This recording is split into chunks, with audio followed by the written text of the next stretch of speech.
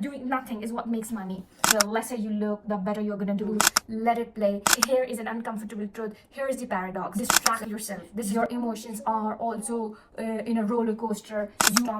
Just stop looking at your P&L. So hello. So in today's video, I am going to talk about the one psychological shift that has actually improved my trading results considerably. So I've actually created a list of the things that actually helped me become a better trader and made me realize where I have been wrong. And this one psychological, this sentimental shift is actually going to be a game changer for you as well, because it has been for me. Is one thing, which brings us to our number one point, which is not looking at the P&L. Well, if you are staring at P&L constantly, like you are chasing something which is not in your hand, so just stop looking at your P&L. The market will do whatever it is supposed to do. Let it play. Let it do whatever it's supposed to do. Just stop looking at it, staring at it, because you staring is not going to do a thing. Once you are in the trade, you need to just turn off the screen. Get away. Do something better. Distract yourself. Here is an uncomfortable truth. Here is the paradox. So what makes money in the market is not staring at the screen, not constantly looking, constantly chasing every single price move. What makes money is the patience, and doing nothing is what makes money. I know it's very uncomfortable, because when we start out, we are like, the more we look, the more we are actively trading, like the more we are looking at the screen, the more money is going to make. But once you are over that phase, you come to the realization that the lesser you look, the better you're gonna do in the long run. So when we get to our number 2 point, is not checking live trades. That's what I just told. Here is it's in the another form. So when you are looking at the live trades, the market is volatile, market is in a roller coaster. So when it's doing its course of action, your emotions are also in a roller coaster. You are going to jeopardize your results. It's literally detrimental to your health. So just stop looking, stop staring at your live trades. Don't just do that. Looking at the P&L, looking at this P&L thing, it's not constant. It keeps fluctuating. It's very volatile until and unless you have already exited your position. You can't really decide that the profit or loss is the final result, because as long as you are in the trade, so there is no guarantee that you are going to get that exact price when you are exiting, because market is always on the move. When we are trading, we are not expecting money every single month. Like, not every week is going to be on your side. Not every week is going to be favorable. Like, it's not necessary that you are going to make money every single week. There are going to be weeks where you don't money. Like, there can be a string of constant losses, and there can be weeks or months of consecutive winners. So it keeps fluctuating. It's not like, it's not up to you. Like, it's just gonna keep changing. Like, you cannot change the mere fact that the market is always on the move. It's always on the constant motion. Like, we are not chasing it. Like, you don't need to. You're not expecting monthly return. What we are aiming, we are aiming at the bigger picture. We are not aiming at the short term. We are not looking at the short term results. We are looking at we need to be in the game long enough for our strategy, for our edge to work out in our favor.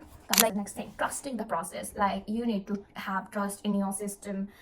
You need to trust your system, like, really, not being overconfident. Overconfident is a bad selection of word, but confidence is what is needed. Like, you need to trust your process and stay in the game long enough, and don't keep altering your strategies. Don't keep hopping from one strategy to another one. You need to stick to one strategy for it to work out. Like, it's gonna take time. Like, your system is going to take time, because it's not just that you are following the system. There is a lot of other things involved. There are a lot of variables involved, a lot of other factors involved. Like, there is the psychological part, and then there is this emotional vulnerability, and then there is this execution part, and then there is this consolidation part. There before the big move that you anticipated happen, it's going to consolidate, and between that consolidation, you are literally going through a roller coaster of emotions. Like, it's very hard, but with time, you learn how to manage those emotions. So there is one thing that actually helped me,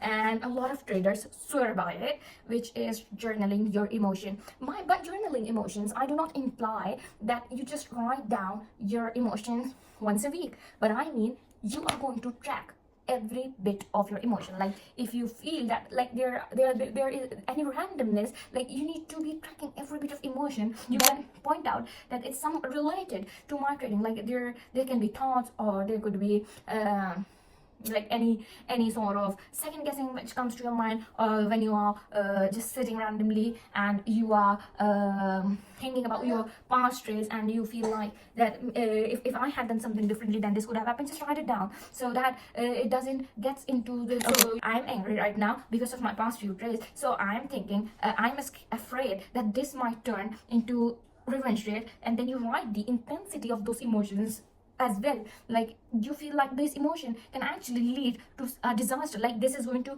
make me do or make an irrational decision, is going to it is going to be detrimental to my rational thinking. So I'm gonna write it down and then take a deep breath, just do my work, whatever I've got, then I think it with a clear mind, and then see, okay, so let's stop right here. Let's remind ourselves that this shit that I have been thinking about is going to be a problem for me. Yeah, so there is one more psychological shift that I'm going to mention. It's not expecting results, constant results. Trade, like if you're starting, if you're new, like how much position size, so you better trade with the money which is not relevant to you, which is not going to cause you any emotional disbalance. Like the money, if it goes against you, if it's completely lost, it doesn't cause you anything. Like you are literally letting your edge play out. And when someone says that they have been trading for 5 years, which means this initial 3 to 4 years they literally went in learning. It was like an internship or the graduating on like understanding on how market works. It literally went there. So now we come to our very next topic: stop changing strategies. Like this is a very important topic, and initially when I started out, I was hopping from one strategy to another one, hoping that this is going to be my gateway to my financial freedom, and this financial freedom is something we are chasing when we enter this trading industry. Because this is our ultimate goal, like mine, yours, and if this is why you are entering, just step back. You need to step back, rethink, reevaluate yourself, because if this is how you come, no, this is not going to work, because in the initial year it's gonna break you, your every part, like every emotional bit. You will have to rethink. Like there will be times where you will be rethinking every decision, like you would be guessing whether it's the right choice, or like, am I in vain? Have I caused myself, like what have I even done? Like, is this even right? Like you are literally questioning yourself, you are judging your choices. But okay, when you reach at that point, that's when you realize that you need to relearn everything. There's a lot more to it. So after years, like after spending several years, I've come to realization, just like other traders, that sticking to one strategy actually helps. Okay, this actually, Tom Lugard, he mentions in his book, there were 2 traders and they were had this seminar and he attended it. He wanted to see like, so they were teaching, one of them were teaching Fibonacci's and the other one was teaching trend lines or something, like some sort of, and those 2 traders, they were like, their name was Larry Sargent or Larry, I don't remember exactly what their name was. So what he was surprised to see, like they were actually teaching the very basics, and he tried to evaluate and analyze, and to his surprise, like what he saw that if they are following Fibonacci levels over the long run, and the percentage win rate is only 20%, but when they are winning favorably higher, the profits are favorably higher in their favor. So but when they are losing, they keep trying to minimize their losses as minimized as possible. So this is how this Fibonacci, even he met the top traders, he mentioned, and he says like those top traders he met, like many of them are having only 30 to 40% winning percentage, and the same thing that that stands out for them is that whenever they are winning favorably higher, like they are making massive gains but when they are losing, they are trying to deduct, they are trying to minimize their losers. So that's how they survive. So it's not just about who is a good winner, but in order to survive in this game, in this industry, you need to be learn how to be a good loser. So this is also an important point. Like the ones who survive are the ones who are good, who know how to handle their emotions, how to get carried away with their emotions when they are in a losing streak. So if you are okay, if you know how to handle your emotions well when you are losing, then okay, this red carpet is yours. This trading, like patternicity, it's like you see what we want to see. Like if like when I'm looking at the chart at certain point of, at certain point we will reach to a point where we would, when we are looking at the charts, we will see what we want to see. Like if we want to see it as a support, like we assume there is a support, we will, if you want to see a support, then we will, our mind will subconsciously be telling like there is a support area, but when there is not.